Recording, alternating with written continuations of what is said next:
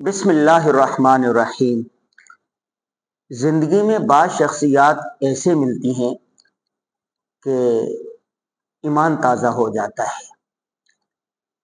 مجھے اپنی زندگی میں 12 شخصیات اب تک ایسی ملی ہیں، جب بھی ان کی مجلس میں جانا ہوتا ہے، ان کی محفل میں جانا ہوتا ہے، ان کی صحبت میں بیٹھنا ہوتا ہے، ان سے الیک سلیک اور ملاقات ہوتی ہے تو بہت کچھ سیکھنے کو ملتا ہے۔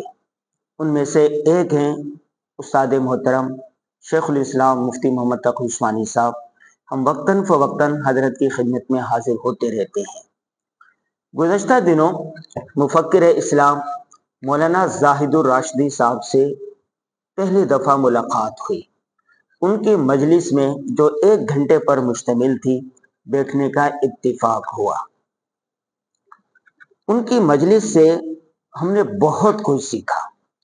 حضرت کو درس و تدریس کرتے ہوئے، دعوت و تبلیغ کرتے ہوئے، تقریر و تحریر کرتے ہوئے کوئی 60 سال کا عرصہ ہو چکا ہے۔ آپ نے مختلف ممالک کے اسفار کیے ہیں، علمی خان وادے کے چشم و چراغ ہیں، فن ابلاغ پر بھی عبور رکھتے ہیں، سیر و تفریح کا بھی ذوق شوق ہے، تاریخ اسلام کے اہم ترین واقعات زبان نوٹ ہوتے ہیں۔ بخاری شریف ایک عرصے سے پڑھا رہے ہیں، اور علماء کرام ہو یا تاجر طبقہ ہو، وکیلوں کا طبقہ ہو، دین مدارس کے طلبہ طالبات ہوں، کالج یونیورسٹی کے طلبہ طالبات ہوں، ہر جگہ پر آپ کی کو مدعو کیا جاتا ہے، آپ کے بیانات ہوتے ہیں اور آپ کی بات کو لیا جاتا ہے۔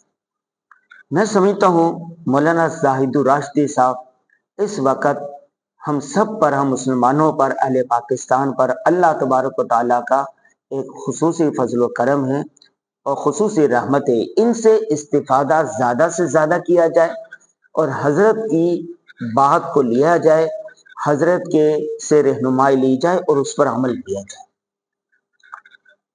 یہ جو مجلس ہوئی گزشتہ دنوں، اس میں حضرت نے ایک بڑی اہم بات ارشاد فرمائی۔ مولانا زاہد الراشدی صاحب نے کہا کہ جب علماء کرام کے ساتھ یا اساتذہ کرام کے ساتھ کوئی نشست ہو تو اس کو تربیتی نشست کا نام نہیں دینا چاہیے، اسے مشاورتی نشست کا نام دینا چاہیے، کہ اساتذہ کے ساتھ، اپنے معاصر کے ساتھ، بڑوں کے ساتھ مشاورت ہوتی ہے، ان کی تربیت نہیں ہوتی۔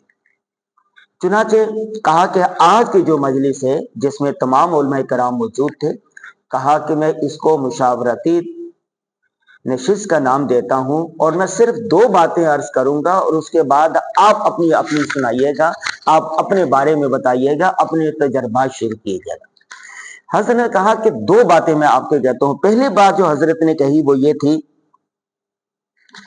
کہ آج حالات بالکل بدل چکے ہیں۔ آج سے 35-40 سال پہلے جب کوئی نوجوان یا عوام میں سے کسی اہل علم کے پاس، علماء کرام کے پاس، ائمہ مساجد کے پاس، مذہبی قیادت کے پاس آتا تھا تو خالی و ذہن ہو کر آتا تھا۔ وہ جو بات کہتے تھے وہ بات مان کر چلے جاتا تھا، کہتا تھا جو آپ نے کہا بالکل ٹھیک ہے، یہی حکم ہے، ٹھیک ہے۔ آگے سے بحث مباحثہ نہیں کرتا تھا، لے تو لعل سے کام نہیں لیتا تھا، تشویش کا شکار نہیں ہوتا تھا۔ لیکن آج کے جو حالات ہے، جب بھی کوئی نوجوان آتا ہے، نئی جنریشن میں سے کوئی آتا ہے، عوام میں سے آتا ہے، کہ وہ گوگل سے، سوشل میڈیا سے، مختلف جگہوں سے کچھ نہ کچھ پڑھ کر آتا ہے، اپنے ذہن میں کوئی خاکہ بنا کر آتا ہے۔ جب وہ خاکہ بنا کر آتا ہے تو آپ جب کوئی بات کہتے ہیں تو وہ ماننے کو تیار نہیں ہوتا۔ وہ چاہتا ہے کہ جو بات آپ کہہ رہے ہیں اس کی دلیل دیں، مدلل بتائیں، حوالوں کے ساتھ بتائیں۔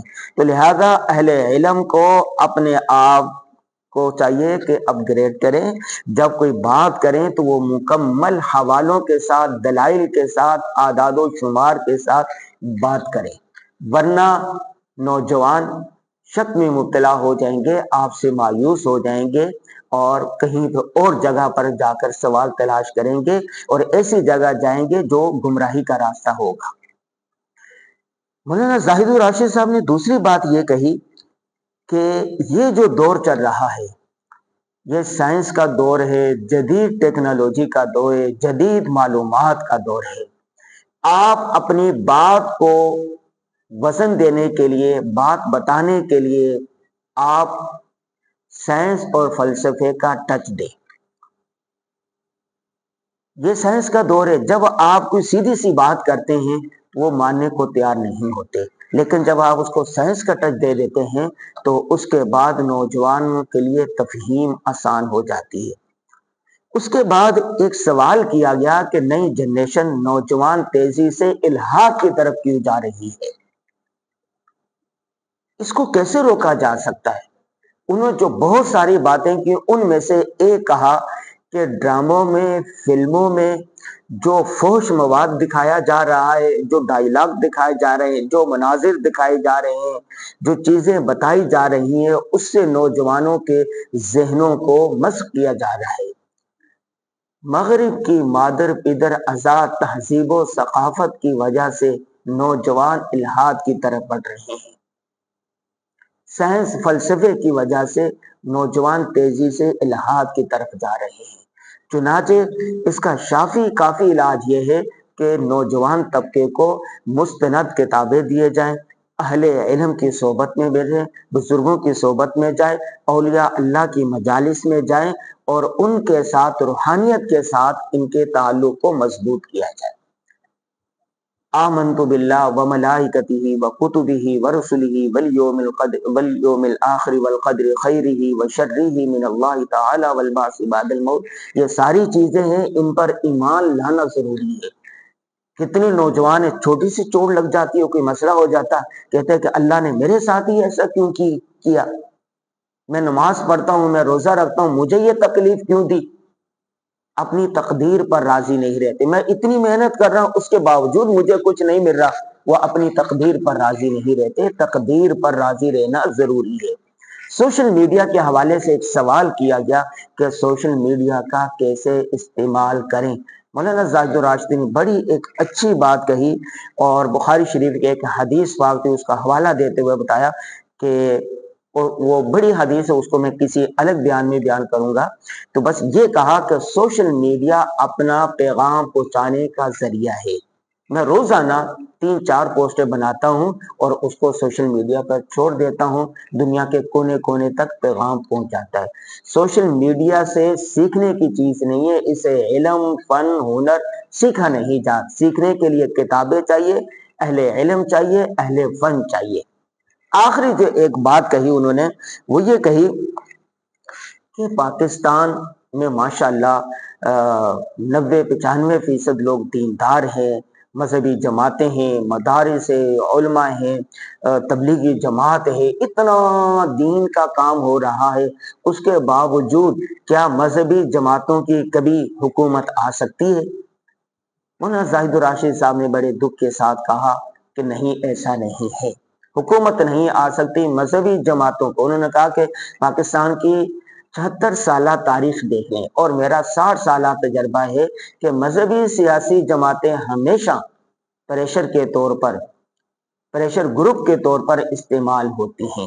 اگر ہم چاہتے ہیں کہ ہماری حکومت ہو، تمام شعبوں کے اندر یہ ہو، تو اس کے لیے ہمیں ہر سطح پر محنت کرنی پڑے گی، جد و جہد کرنی پڑے گی۔ اس کے علاوہ بھی بہت سارے سوالات ہوئے، ان کے تسلی بخش جوابات دیے جائے، تو وہ کچھ سوالات انشاءاللہ ہم اگلی نشست میں دیں، ان کا جواب اگلی نشست میں دیں گے، اگلی ویڈیو میں دیں گے۔ آج کا حاصل وصول یہ ہوا کہ آپ اللہ والوں کی صحبت میں بیٹھا کریں، اہل علم کی صحبت میں جایا کریں، اہل فن کے پاس جا کر سیکھنے کی کوشش کریں۔ سوشل میڈیا سیکھنے کی چیز نہیں ہے۔